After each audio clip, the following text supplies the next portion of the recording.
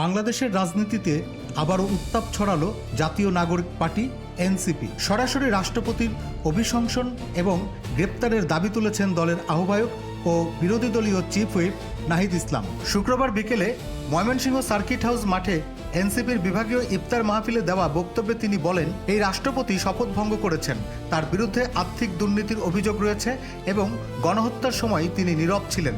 তাই দ্রুত সময়ের মধ্যে তাকে অভিশংসনের মাধ্যমে অপসারণ করে নতুন রাষ্ট্রপতি নির্বাচন করতে হবে এবং আইনের আওতায় আনতে হবে। নাহিদ ইসলাম বলেন, নির্বাচন নিয়ে নানান সমালোচনা ও ইলেকশন ইঞ্জিনিয়ারিংয়ের অভিযোগ থাকলেও জনগণের প্রতি দায়বদ্ধতা থেকে তারা সংসদে গিয়েছিলেন, কারণ জনগণ তাদের ভোট দিয়ে পাঠিয়েছেন সংসদের কার্যক্রম বাস্তবায়ন, উচ্চকক্ষ গঠন এবং সংবিধান সংস্কারের জন্য।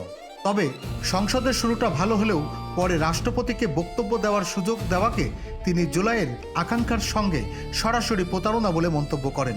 আর এর প্রতিবাদ জানাতেই সংসদ থেকে ওয়াকআউট করেন তারা।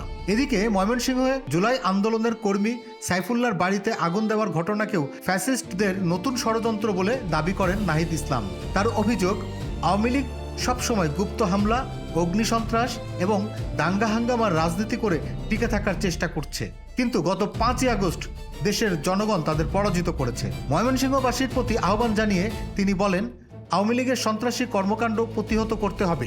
প্রশাসন যদি ব্যবস্থা না নেয় তাহলে জনগণই রাস্তায় নেমে প্রতিরোধ গড়ে তুলবে। তিনি হুঁশিয়ারি দিয়ে বলেন, সাইফুল্লাহর পরিবারের ওপর হামলার বিচার না হলে তারা ঘরে বসে থাকবে না। প্রয়োজনে আওয়ামী লীগের বিরুদ্ধে যুদ্ধ পরিস্থিতি তৈরি হলেও এনসিপি প্রস্তুত রয়েছে। অনুষ্ঠানে বক্তব্য দেন দলের মুখ্য সমন্বয়ক নাসির উদ্দিন পাটোয়ারি সহ কেন্দ্রীয় নেতারা।